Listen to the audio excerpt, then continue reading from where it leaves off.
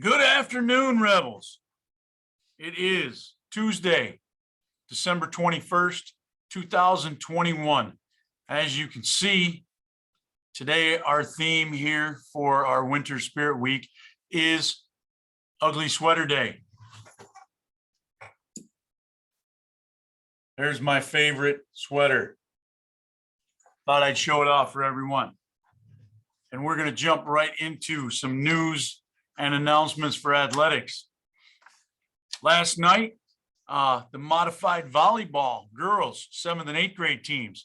I had the pleasure to travel all the way down the thruway to Port Byron. Both of our coaches were not available yesterday.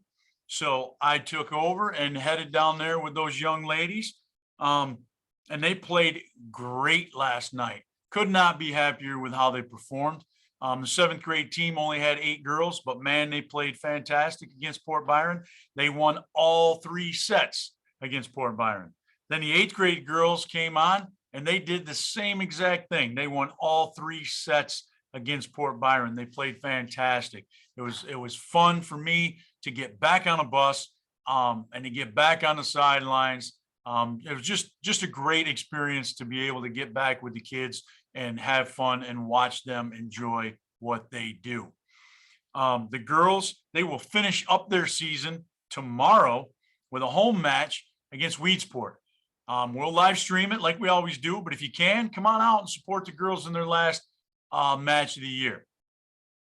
Modified boys basketball, they play this evening.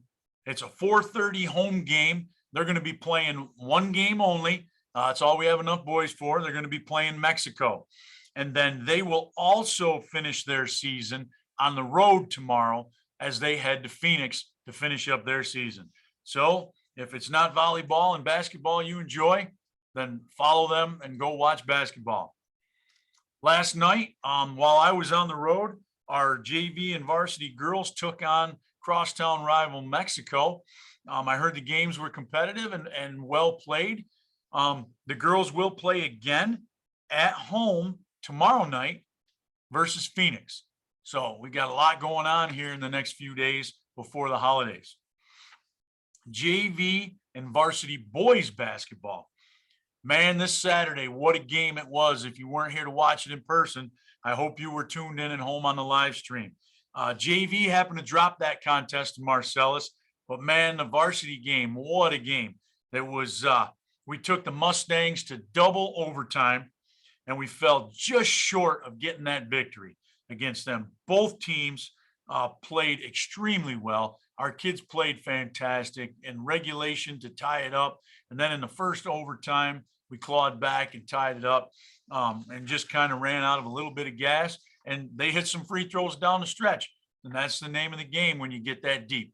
So congratulations to the Mustangs, but the Rebels are here for a long season. So come on out and support those guys. All right, both of those teams, JV and varsity, they're going to be back in action tonight right here at home against Phoenix. And Phoenix, from what I hear, has got a relatively good team this year also. So it should be another fantastic dogfight this evening here in our gym. I've got an update from indoor track, some exciting news from their track meet. I have got Coach Bryant's update right here in front of me. Going to read it off for you. Last Saturday afternoon, the indoor track team had their 3rd meet of the season and continued to impress.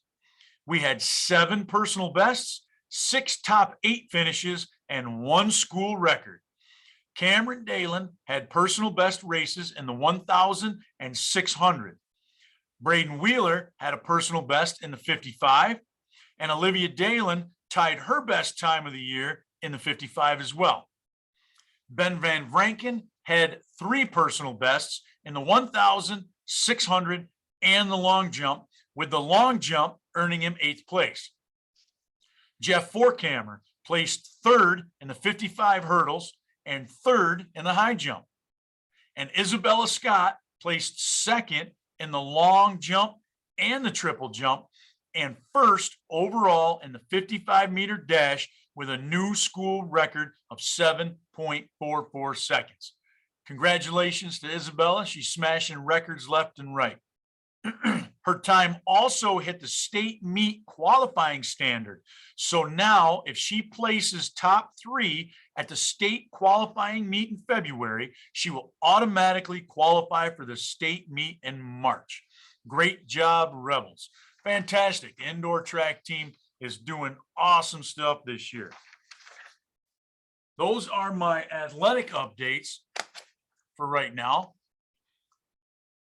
I want to kind of an important thing. This is the easiest way for me to reach as many people as I can. So please, if you watch this and share it so that we can get this information out.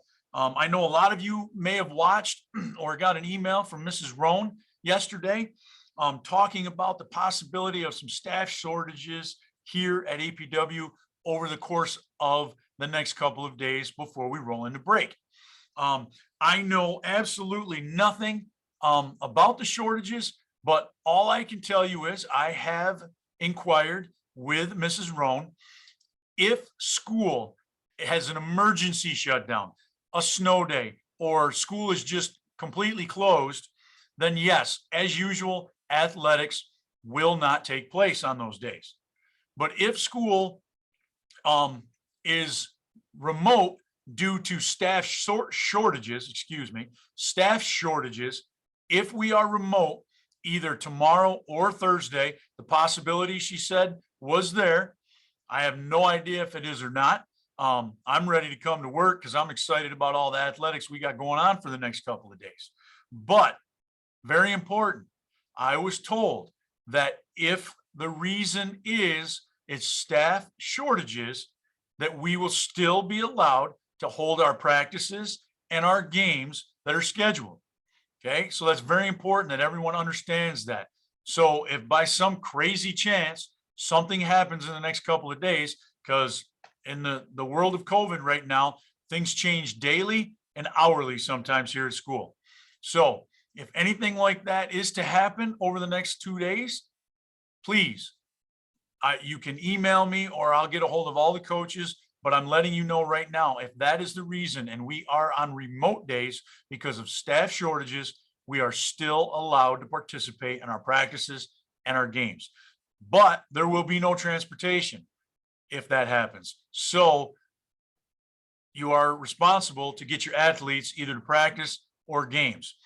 Practices, I know a lot of people work, and this time of year, everybody's trying to get as much time in as they can to pay for the holidays.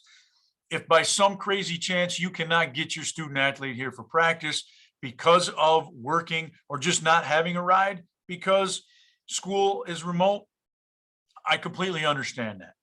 But for games, if you want your athlete to participate, if they have an away game and you need to get them up here for the bus, or they have a home game and you need to get them here for the start time, then yes, that definitely falls on the responsibility of parents, guardians, friends, whoever. So I just wanted to get that out there so that everyone knew. And if you could share this like crazy so that that information is circulating.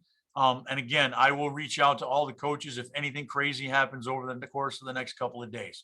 I'm very excited about what's going on. We've got a ton of athletics coming up. And when we come back from break, we've got a ton of athletics slated for January. The calendar is chock full of events. Come on out and support the kids. My last thing, you know what it's going to be. My pitch for the Booster Club. Need volunteers all the time for games. Please come on out, volunteer your time in the Booster Club. Thank you. This will probably be my last video before the holidays. I hope everyone has a safe and happy holiday and a happy new year. Thank you and have a great rest of your week.